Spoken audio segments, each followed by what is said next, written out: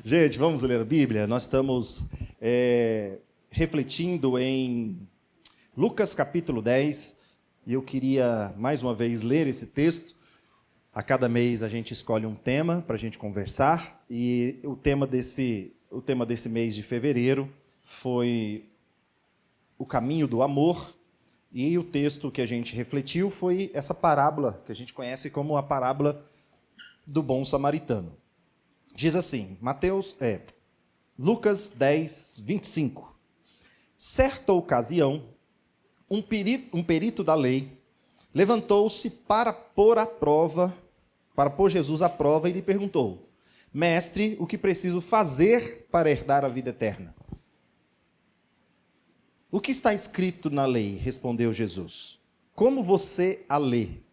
Ele respondeu: ame o Senhor, o seu Deus, de todo o seu coração, de toda a sua alma e de todas as suas forças e de todo o seu entendimento, e ame o seu próximo como a si mesmo.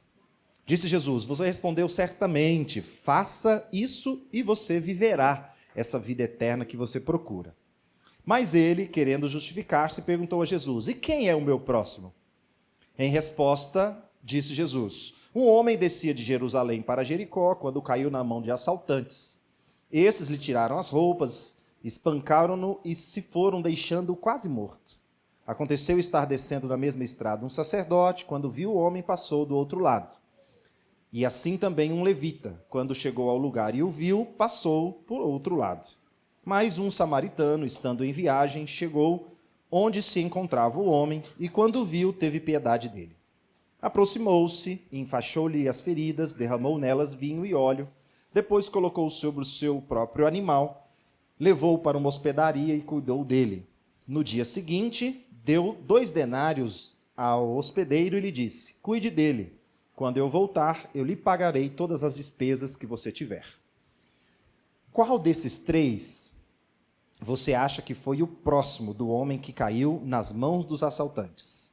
Aquele que teve misericórdia dele, respondeu o perito da lei. Jesus diz: vá e faça o mesmo. A gente viu no primeiro domingo o caminho do amor. A gente viu o segundo também, falando um pouquinho sobre essa ideia. A gente viu no primeiro domingo que tudo que move a gente na nossa vida são as perguntas.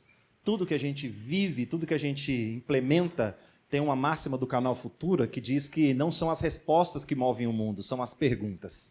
A gente falou um pouquinho da importância de se perguntar, a necessidade humana de expandir, de conhecer, de sair do lugar, né? A angústia de ver os lugares pequenos. Então o homem começa a fazer as suas indagações. Então a gente viu uma tríade aí. Nós temos a necessidade de expansão, nós temos a pergunta como ferramenta e nós temos o caminho como escolha. Os questionamentos surgem sem a gente perceber, as perguntas começam a fazer parte tem um pouco da nossa participação, e o caminho é 100% a nossa escolha. No segundo domingo, a gente falou um pouquinho sobre o amor como algo não merecido. Esse homem, sem nome, anônimo, indo numa estrada comum, saindo de uma cidade importante, indo para uma cidade menos importante, de Jerusalém para Jericó, não tem nome, não tem origem, e tudo mostra a crer que o que ele recebeu como amor não partiu do seu merecimento. O amor não é merecimento, amor é dádiva. Semana passada a gente falou que o amor é imerecido.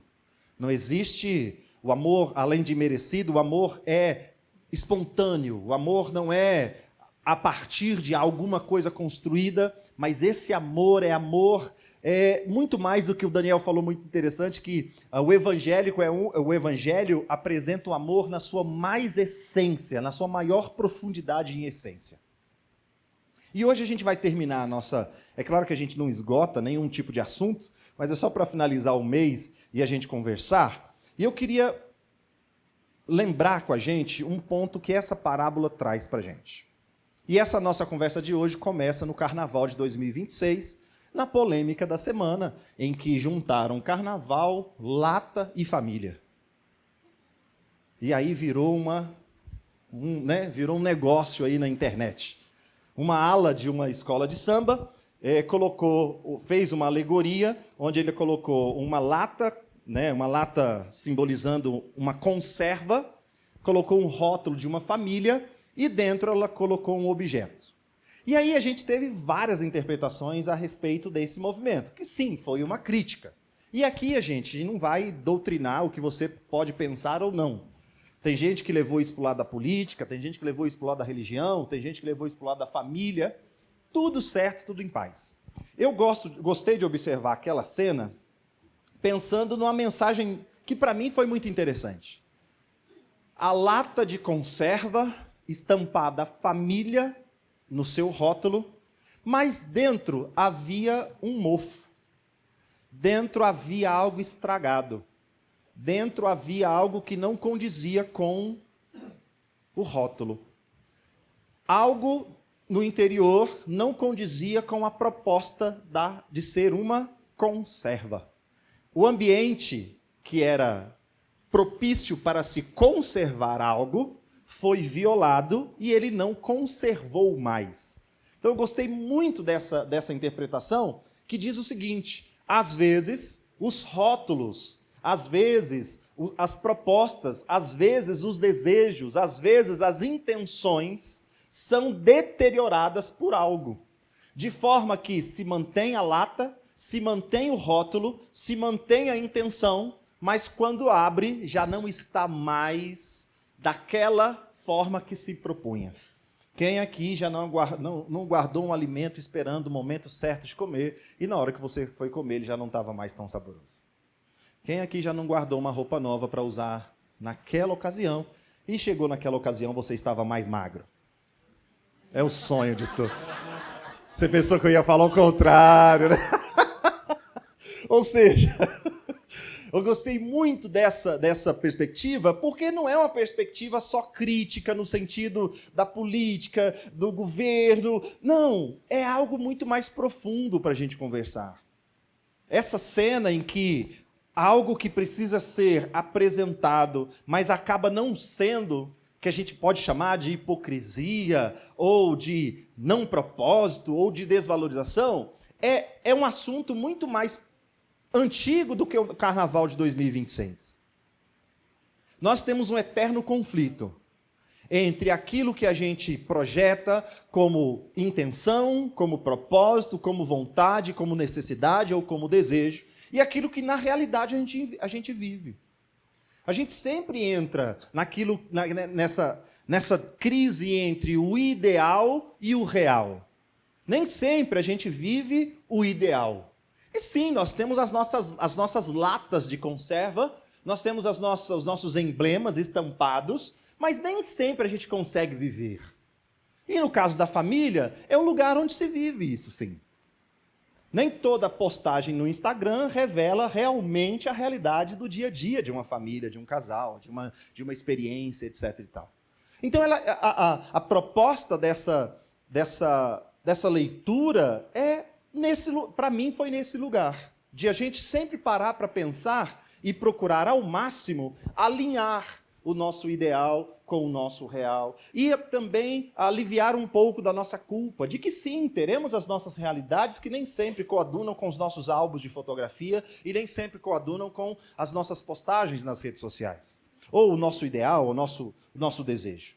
E aí a gente está falando de quê? A gente está falando então dessa luta que nós temos, dessa guerra, desse duelo interior, de viver o real, sonhando com o ideal mantendo culpa no real, o real mandando informação, e a gente meio que se sentindo, às vezes, meio hipócritas, meio fora de lugar. E tudo isso chega num conceito sobre amor. Tudo isso passa pelo conceito de amor. E existe uma máxima que a gente aprendeu do século XIX para cá, que na verdade vem fazendo várias gangorras no conceito de amor, é que o amor é uma expressão, o amor é um verbo. Todos nós, contemporâneos, somos influenciados por uma expressão produzida nos Estados Unidos chamada o amor é um verbo, love is a verb. O amor é um verbo que traduz essa mensagem de que o amor não é algo apenas utópico. E quando a gente fala de amor, o evangelho é radical na expressão do amor. Quando a gente lê a carta do apóstolo João, não o evangelho, mas as 3 cartas dele lá, mais à frente, ele é conhecido como o apóstolo do amor. E ele vai trazer uma expressão dizendo assim: irmãos, não amemos só de palavras, mas de ação. Tem outro escrito que diz assim: a fé sem obras é morta. Se você diz que ama a Deus a quem você não vê, e não ama seu irmão a quem vê, você está em crise. Seu evangelho está conceito errado.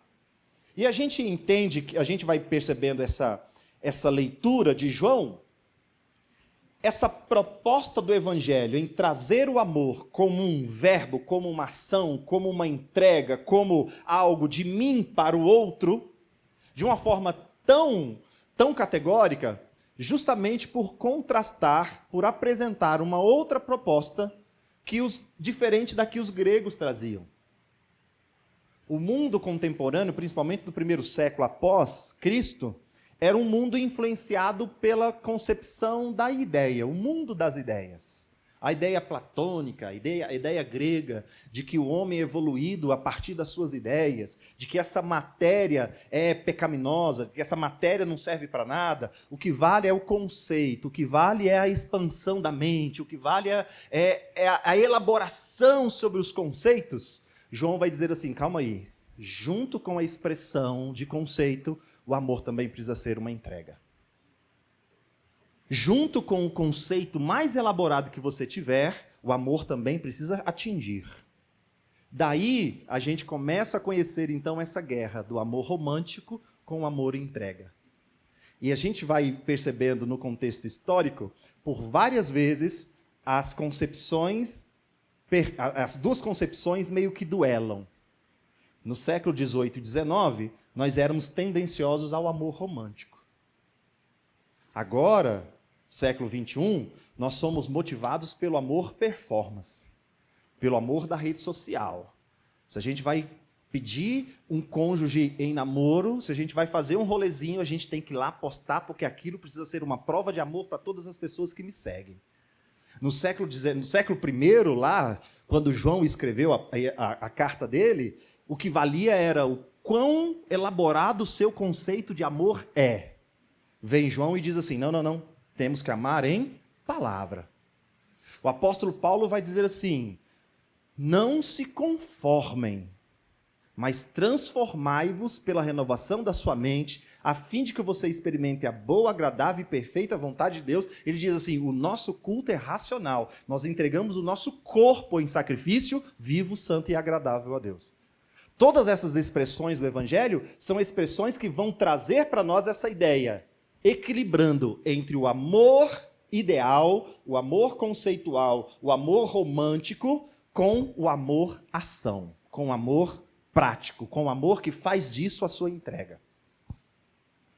O que tem a ver com a nossa parábola?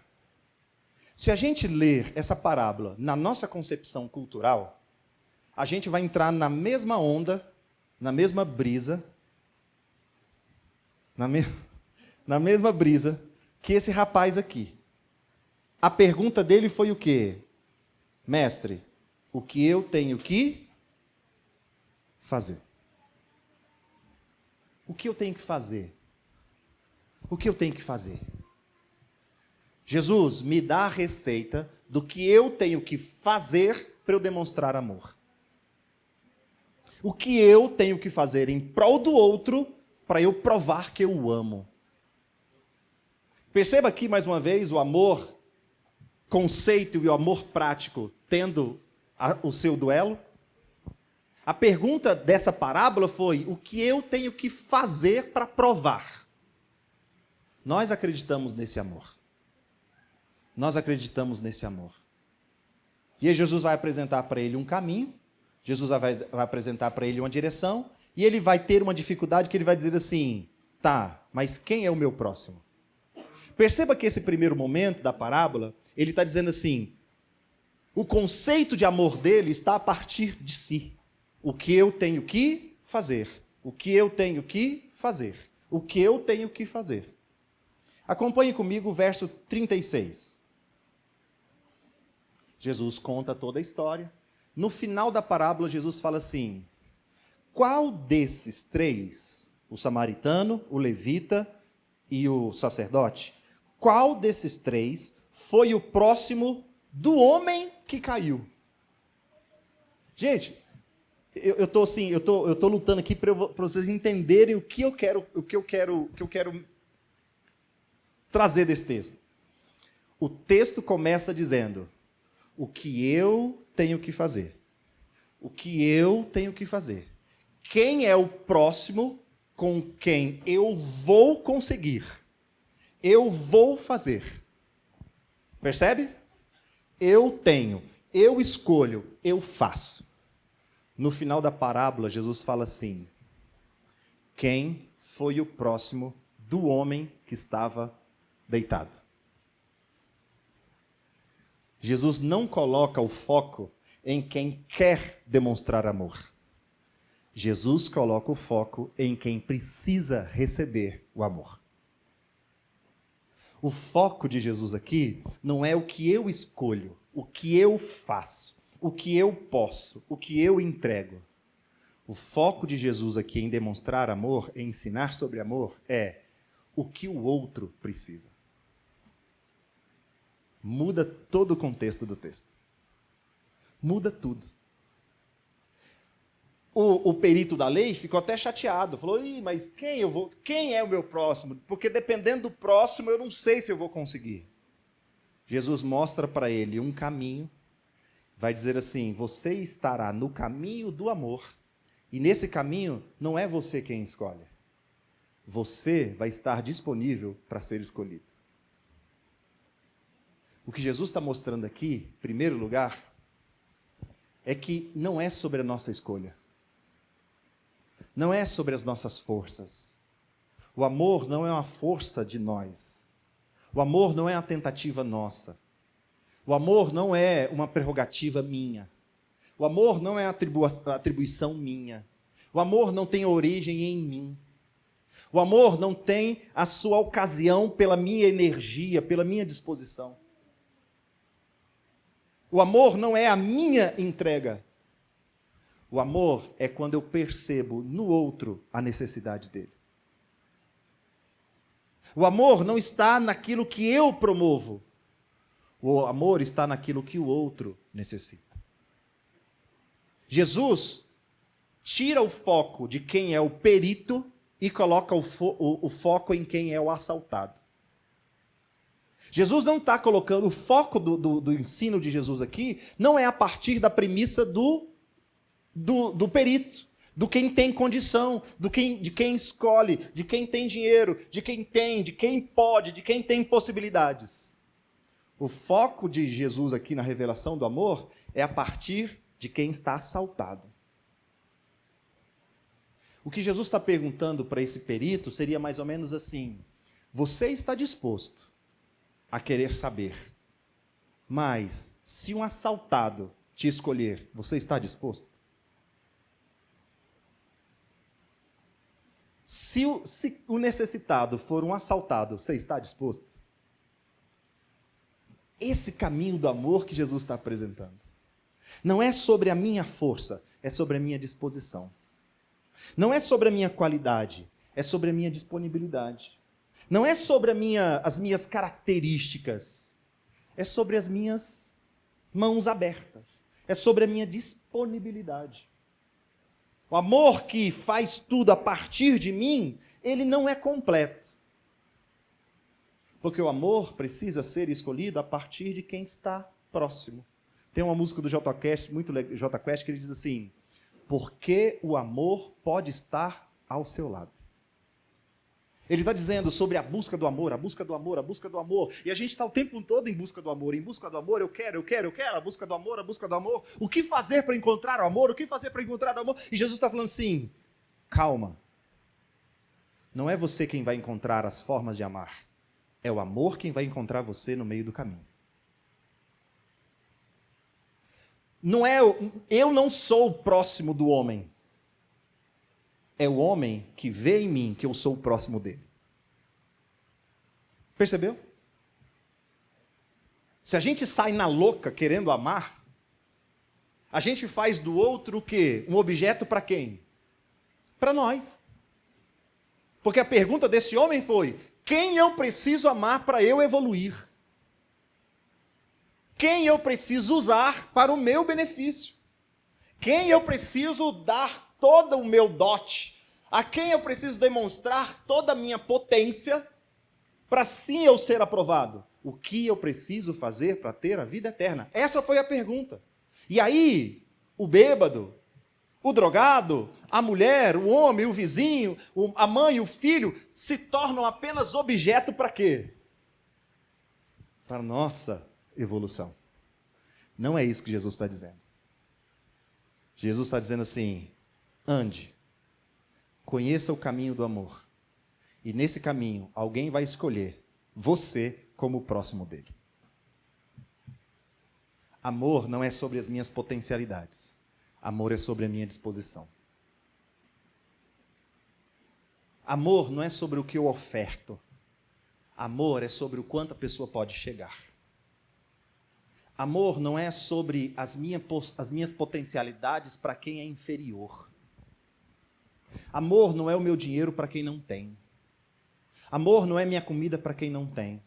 O amor não é a minha casa para quem não tem. Amor não é aquilo que eu possuo para o inferior que não tem condição. O amor é uma disposição espiritual, existencial, ampla e restrita.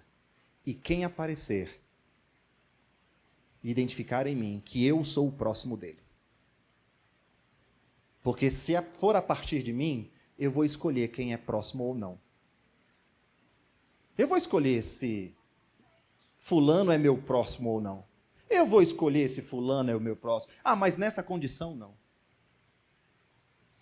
Então o amor não está como uma estampa numa lata dizendo em conserva. O amor não precisa estar estampado. O amor não precisa estar preservado. O amor não é algo que eu preciso ali fazer todo o esforço. Não, o amor é uma lata aberta, onde o aroma desse amor e desperta no outro o reconhecimento de que ele encontrou o amor. O amor não é algo que eu coloco na goela do outro, como diz a nossa avó, goela abaixo. O amor não é levantar uma bandeira no lugar e falar assim: Jesus te ama.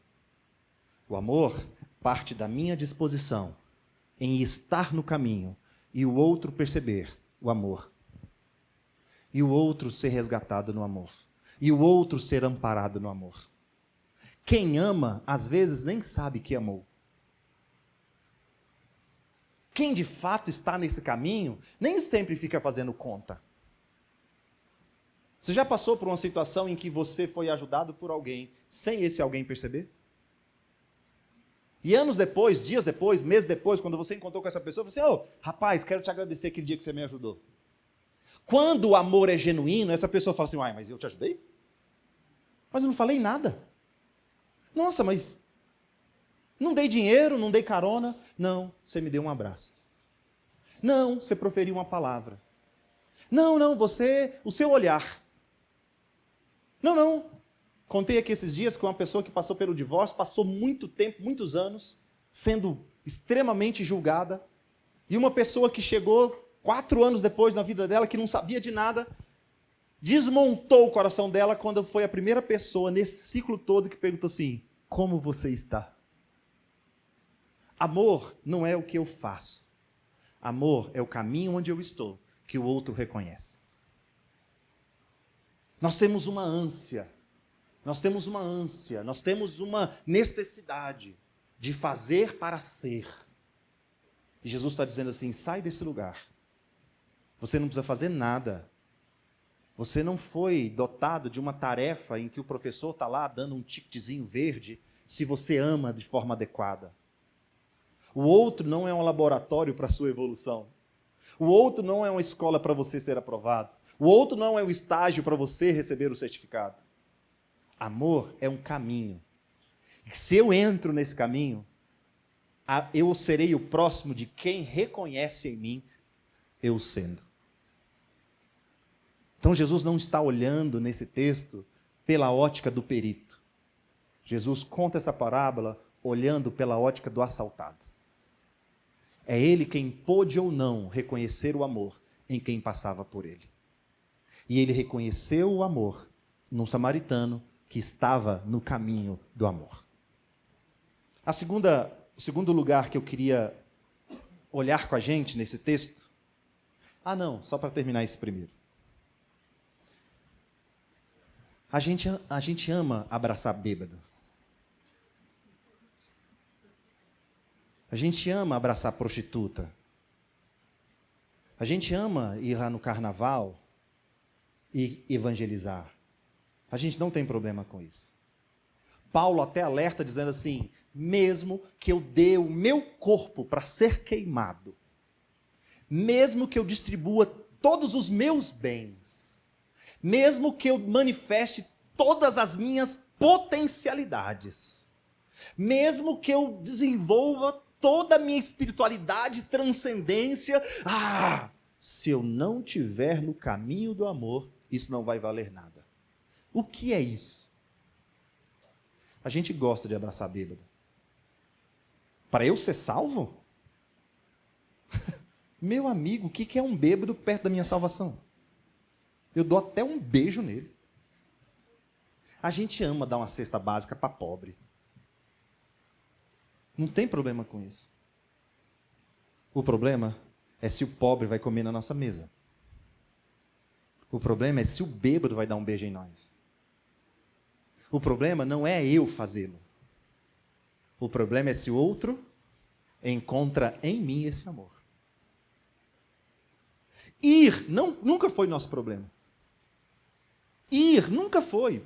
Nunca foi. Toda religião fala. Toda religião fala para a gente ir. Vai. E a gente, bora. A gente abraça bêbado, a gente põe criança pobre no colo, e a gente tira foto, a gente come pastel no ano de eleição. A gente vai lá na favela, a gente visita, e a gente volta feliz da vida no domingo, falando assim: olha o que a nossa igreja fez. Aí lá no fundo a gente está assim: moleque, minha vida eterna está nível 8. Não é essa a pergunta que Jesus está fazendo. A pergunta que Jesus está fazendo é: foi você quem escolheu, ou foi Ele quem viu em você o amor? E aí a gente entra no nosso segundo ponto. Jesus está contando essa parábola e a gente olha pela ótica de quem está ofertando, não é? O religioso viu, não deu. O outro religioso viu e não deu. Mas o samaritano deu. Olha que legal, que samaritano massa. Ele estava na sua viagem, ele parou tudo, ele colocou o assaltante no seu carro, no banco da frente, o assaltado todo cheio de lama, no Cadillac com banco de couro branco. Ele colocou os filhos lá para fora, os filhos não podem nem entrar de chinelo no carro, mas ele é tão bom samaritano que ele colocou o cara no banco da frente. E ele gastou dinheiro. Que legal. A gente está olhando por essa ótica. E se Jesus estiver apresentando a teoria por outra ótica? O assaltado provavelmente também era judeu. O assaltado, por ser judeu, também não se dava com o samaritano. Há 1000 anos, como a gente viu aqui o Daniel falando semana passada, há 1000 anos havia uma guerra mortal. Se você tivesse que estar, você fosse viajar, o seu trecho passasse pelo terreno, pelo bairro, pela região, você dava a volta, mas não passava. Não se davam. Era morte na certa. Alguém disse um dia para Jesus assim: pode vir alguma coisa boa de Samaria? Você é samaritano, moço. Esse judeu estava lá, assaltado. E quem aproxima dele? O seu inimigo. Esse texto está falando também do assaltado. O assaltado aqui não é só vítima do assalto. Ele é vítima da transformação do amor. Porque nesse contexto, a gente também precisa olhar esse texto dizendo: o assaltado precisou sair do seu orgulho cultural, religioso, político, para permitir que a pessoa indesejada o ajudasse. Porque a gente é perito no orgulho. A gente até diz, morro, mas caio. Aqui para cima de mim, não. A gente mantém as nossas crenças de forma que o outro não nos toque. Qual tem sido a maior crise de amor? A maior crise de amor não tem sido a entrega. Não tem sido a entrega. Pergunta para as vítimas de feminicídio se faltou entrega de amor. Conversa com aquela militar lá em São Paulo, que foi assassinada agora, essa semana, se o companheiro dela lhe faltava entrega de amor. Não faltava. Não faltava. Nenhum crime passional vem pela falta de entrega de amor. Nenhuma violência, nenhuma truculência, nenhum desajuste relacional vem da falta de entrega de amor. Mas vem da falta de recepção de amor. A gente mantém tanto essa ideia de que amor é o ato de dar, que a gente passa a não ter condição de ser amado. O que a história desse assaltado está nos ensinando é que para a gente viver o caminho do amor, a gente precisa também aprender a ser amado. A gente é perito em te dou casa nova, te dou tudo, a ponto de, quando chegar a época da retribuição, não é o que você me oferece, é o que eu espero que você me ofereça. E daí vem a criminalidade. E daí vem o assalto. E daí vem a mortificação do outro. Porque eu estou viciado em dar. A crise que Jesus está apresentando aqui é porque a gente está tão, desculpa a expressão, a gente está tão tarado em ofertar amor de mim para o outro, que a gente esquece que Jesus está apresentando um caminho onde o samaritano dá, o samaritano se oferece, o samaritano oferta e o outro recebe. E receber amor também contrapõe com as nossas crenças. Também contrapõe com as nossas fortalezas. Também contrapõe com as nossas feridas. Também contrapõe com as nossas marcas. Como assim eu vou casar de novo, sendo que o meu primeiro casamento foi uma tragédia? Como assim crer no amor, se diante de tantas coisas que eu vejo, que eu sinto, que eu vivi? Nós não temos dificuldades em dar amor. Nós temos dificuldades em ser tocados pelo amor. E o que esse texto ensina para a gente é que nesse caminho do amor, onde não é simplesmente o que eu faço, que eu tenho facilidade sim de dar o amor, mas Jesus está dizendo assim: você está pronto para receber o amor? Você está pronto para reconhecer a mais essência, o mais essencial, a essência mais profunda daquilo que é o amor?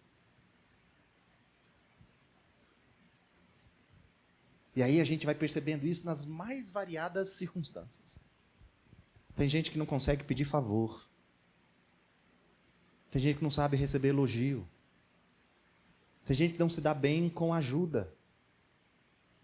Tem gente que não vence desconfiança.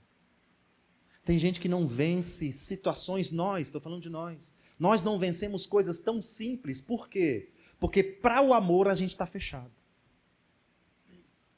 Para o amor a gente está fechado.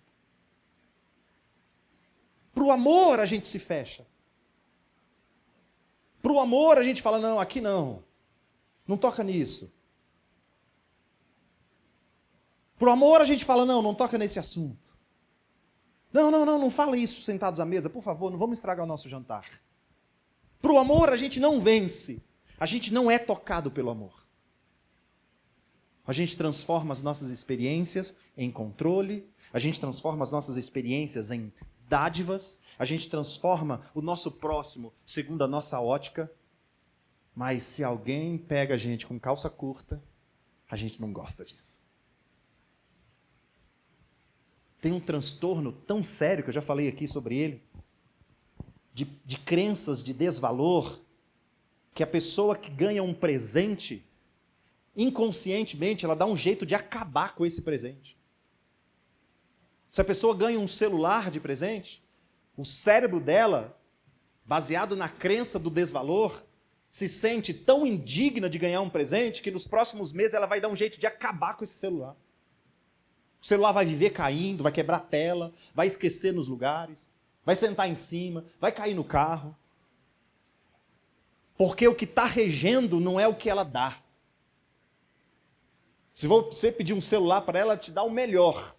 Mas se você der um celular de presente para ela, a crença de desvalor é tanta, a falta de amor entrando no seu coração é tanta, que ela vai dar um jeito de desvencilhar isso daqui.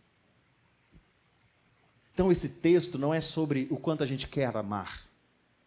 Esse texto é provocando a gente para o quanto a gente ainda está inábil em receber amor.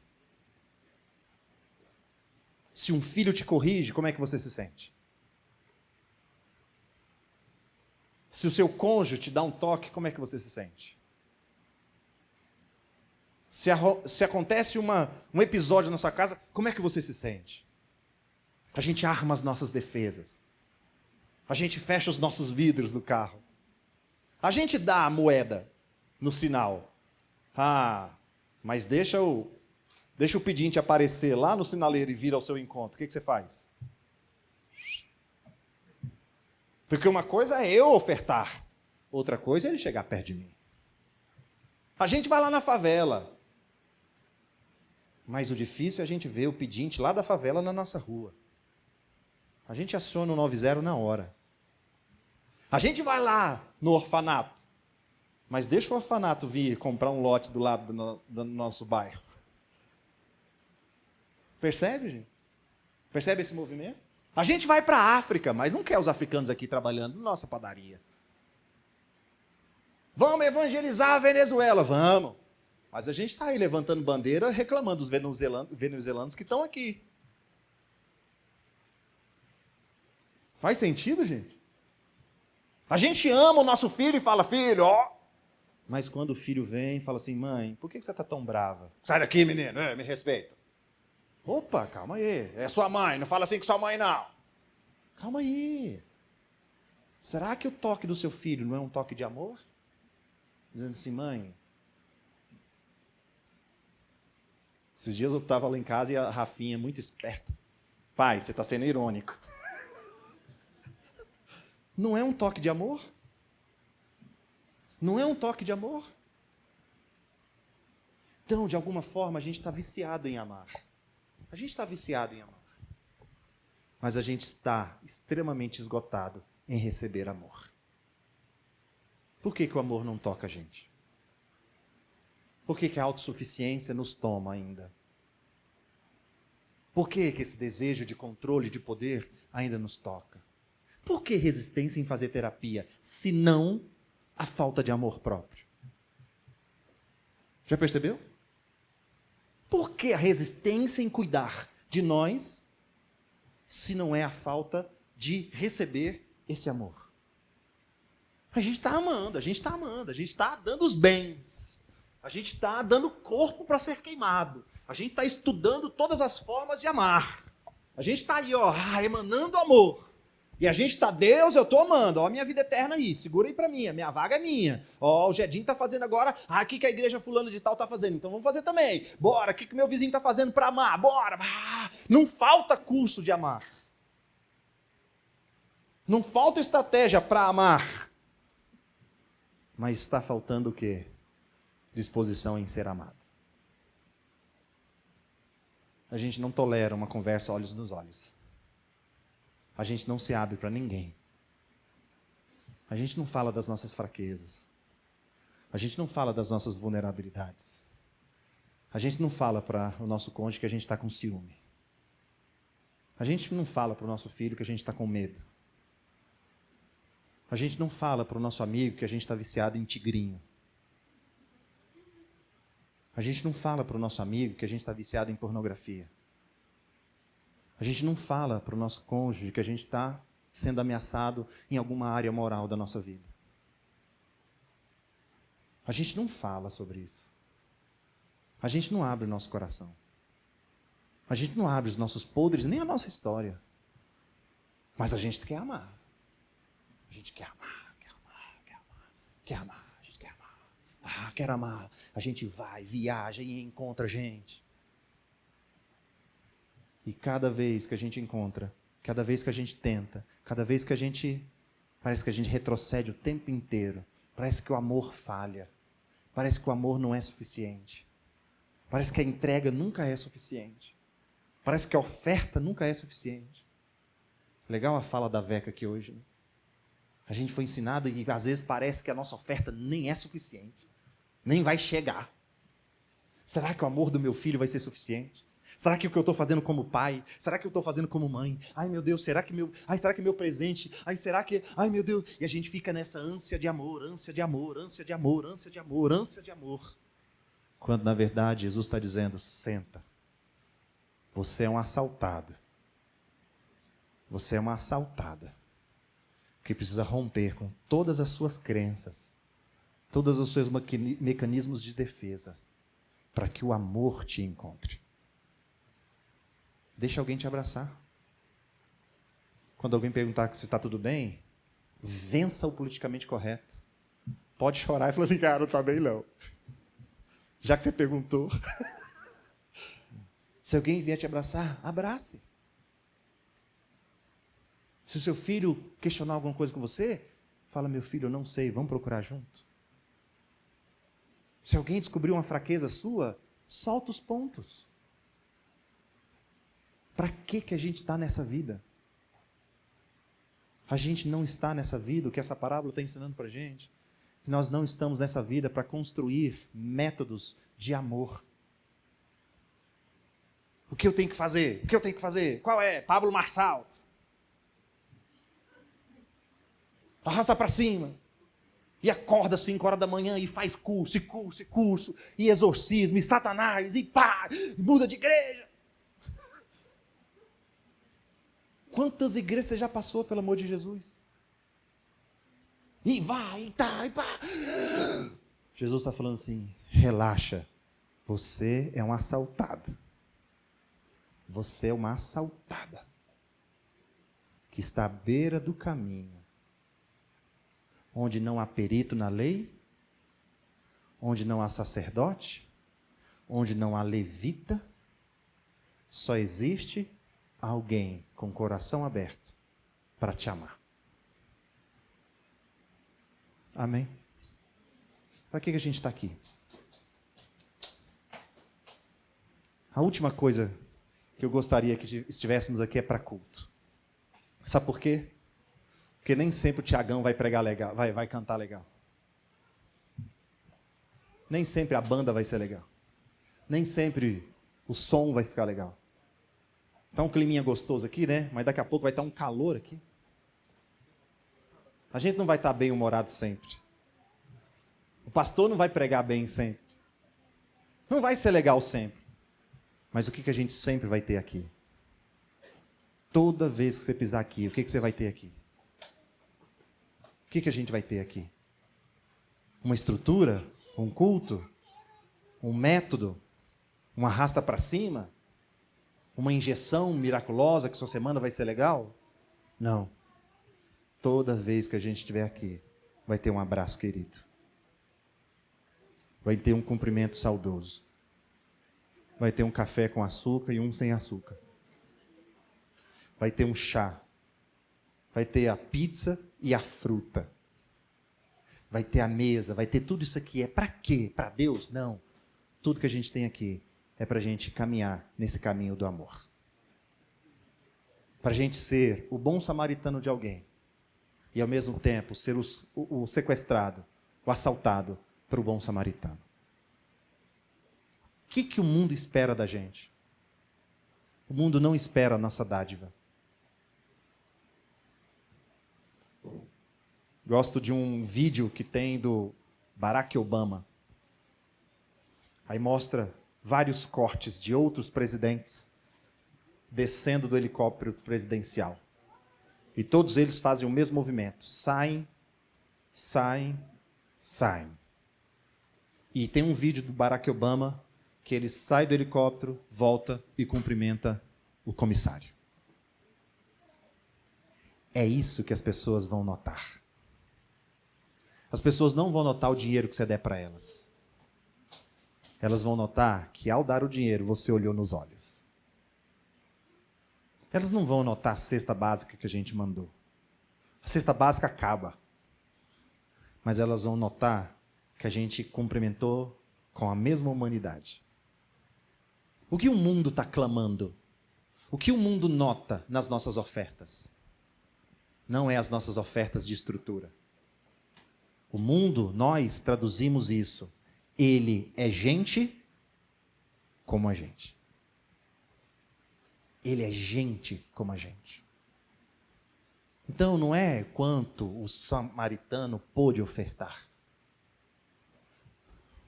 É o quanto o assaltado recebeu aquilo, sem levar em consideração todas as suas experiências passadas. Amém, gente? Nosso pai não amou a gente perfeito. Nossa mãe não nos amou de forma perfeita. Nossa família não foi perfeita. Nossa vivência não foi perfeita. Nosso cônjuge não foi perfeito, não é perfeito. Nossos filhos não são, nós não somos pais perfeitos. Não é sobre perfeição. É sobre estar sendo aperfeiçoado pelo amor. Não é um método que aperfeiçoa a gente. Não é um sermão bem elaborado que aperfeiçoa a gente. Não é a igreja mega estruturada que aperfeiçoa a gente. Não é um emprego que aperfeiçoa a gente. Não é um salário, não é uma casa, não é um carro. É, nisso tudo, a relação pessoal que nos aperfeiçoa. Então, a próxima vez que você encontrar com um bêbado, abrace ele e deixe ele te abraçar também. Próxima vez que você for conversar com alguém, fale o que você quiser falar, mas ouça-o também. Próxima vez que encontrar com alguém com uma religião diferente da sua, fale o que você quer falar, mas também deixe-o falar. Próxima vez que encontrar com seu filho, com a sua filha, abrace-o, converse, mas deixa ele também expressar. Porque no caminho do amor que nos aperfeiçoa, não é a minha entrega, é também a minha receptividade. Ouça em silêncio. Ouça em silêncio. Se reserve a reflexão. Deixa aquilo visitar o seu coração. Posso contar uma experiência para a gente acabar? Eu cresci com a ideia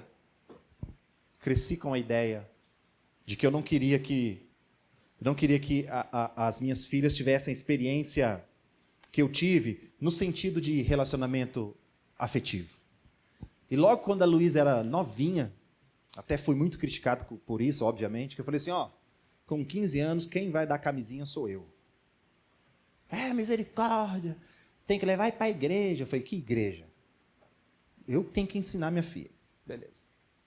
Cresci com isso. Até que ela chega lá em casa, chama a Fernanda, e eu estou vendo, sabe assim, quando você está aqui na visão lateral, vendo todo o rolê? Pai, fala com ele. Aí a Fernanda veio, amor, o seguinte, a Fernanda está gostando do Pedro. Ô, meu irmão, a Luísa está gostando do Pedro. Ô, velho, 10 anos de preparo foi para onde? Pro ralo. Pedro, eu quero que ele vá para PQP, esquina do Judas. Gente, mas todo o preparo de 10 anos, 10, 12 anos, né, amor? Meu irmão, mas foi rápido, assim, 1 segundo, ó. Pá! Esqueci de tudo. Pum! Veio só o...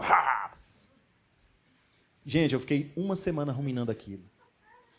Deus me dá graça. Deus me dá graça. Me dê força. Não dê força não, porque se der força...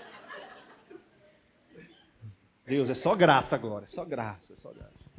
Foi uma semana revisitando o meu passado. Como meu pai me tratou.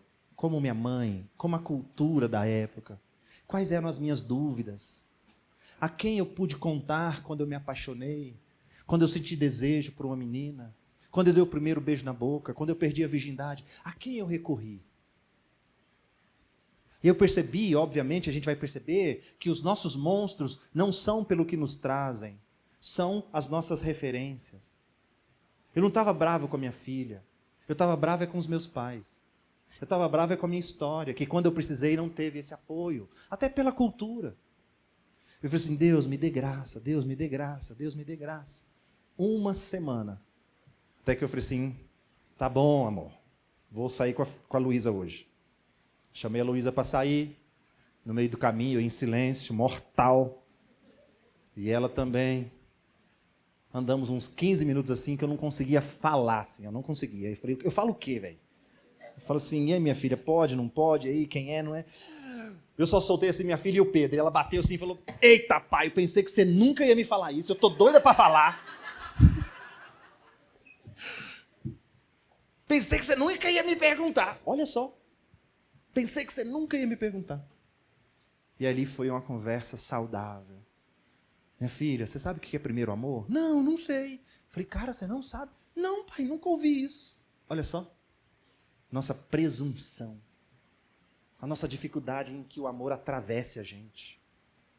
Minha filha, conversei, coloquei os pontos, os limites. Olha, tá, vai assim, faz assim, cuidado. Nós temos esses princípios, aqueles princípios. Conversei sobre tudo. Vai em paz. O coração. Passou um tempo. E aí, minha filha, como é que tá? Pai, tá legal. Já dei uns beijinhos?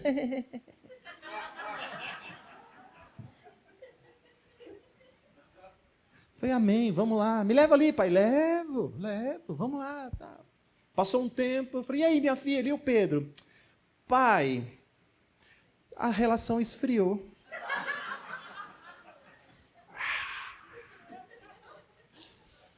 Já pensou? Se eu não permitisse naquele momento que o amor atravessasse o meu coração? Já pensou? Se eu falasse, 12 anos, 13 anos, vai trabalhar, vai lavar a louça. Não. Deixa o amor entrar no seu coração. Para que a nossa resposta não seja de acordo com as nossas feridas, com as nossas crenças, com as nossas barreiras, com as nossas construções, com as nossas idealizações, por mais sérias e sinceras e honestas e corretas que sejam. Não é disso que a Bíblia está falando. A Bíblia está apresentando para nós um caminho que não é nosso, um caminho que é do outro. Deixa o amor penetrar no seu coração. Deixa a pessoa fazer a pergunta e você ter toda inquietação, sim, mas busca em Deus essa graça para a gente responder de forma mais ponderada. Por isso que o amor é um caminho, né? A gente nunca vai chegar numa conclusão. É um caminho. É um caminho. Por que a gente quer? Por que a gente quer em 10 minutos resolver uma DR de 6 meses? Não, o amor é um caminho, onde eu manifesto amor e recebo amor. Amém? Vamos orar? Amém? Tá tudo bem, gente? Senti que vocês...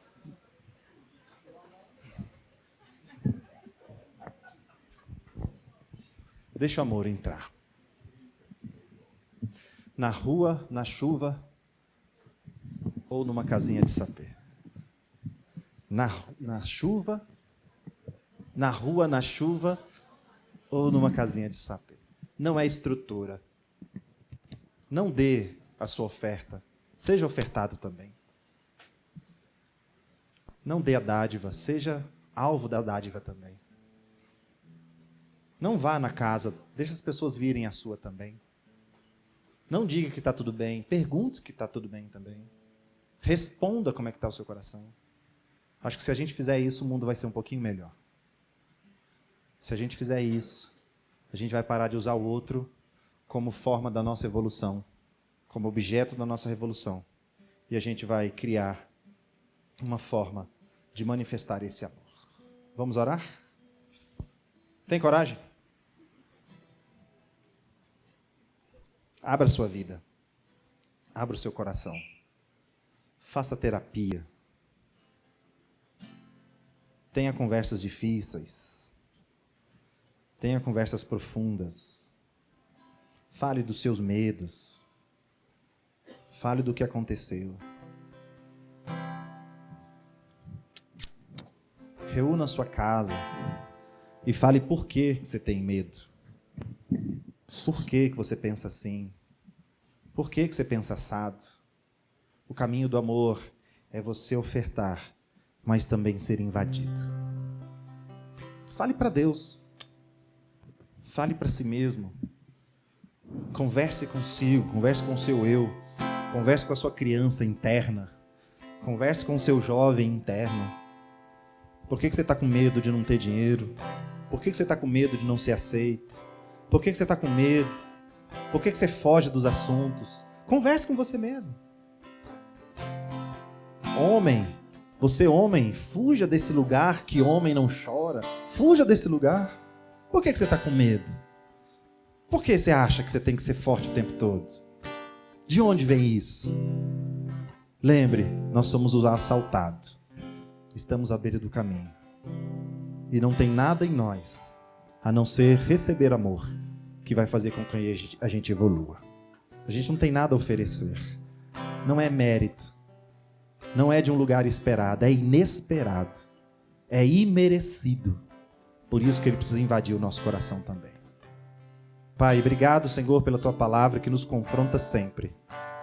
Obrigado, Senhor, porque nós temos muito a testemunhar o amor. Nós temos muito a fazer do amor uma ação de entrega, de devolutiva, um caminho de ida, um caminho de dar, de se entregar, Deus, de ofertar. Mas o caminho do amor se faz ao passo que eu também sou ofertado, que eu também sou atingido.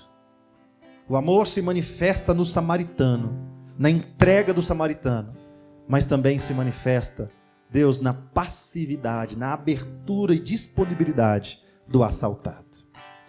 Queremos colocar, Senhor, nosso coração, nosso ego diante do Senhor. Deus, nos protegemos tanto.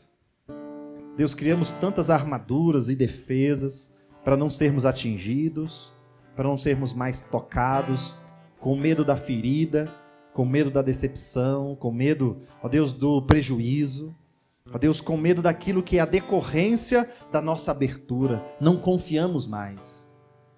Entramos nas nossas relações, entramos nas nossas amizades, ó Deus, com uma bagagem enorme, histórica, conceitual, experiencial, de feridas, de traumas, de bagagem, de fortalezas. Alimentamos e alimentamos as nossas expectativas, Deus, distante daquilo que foi a nossa dor.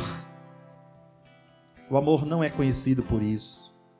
O amor é conhecido, Senhor, pelas barreiras que são retiradas. Por isso que o amor verdadeiro, o verdadeiro amor, lança fora todo medo. Deus, não queremos ser uma comunidade de culto. Não queremos ser uma comunidade de evento. Não queremos ser uma comunidade de música. Não queremos ser uma comunidade de programações. Não queremos ser uma comunidade de números. Não queremos. Mas nós queremos ser a tua igreja que está apta a amar na entrega e na recepção. Então permita o abraço chegar ao nosso coração. Permita que quando o nosso coração estiver dilacerado, a gente não finja.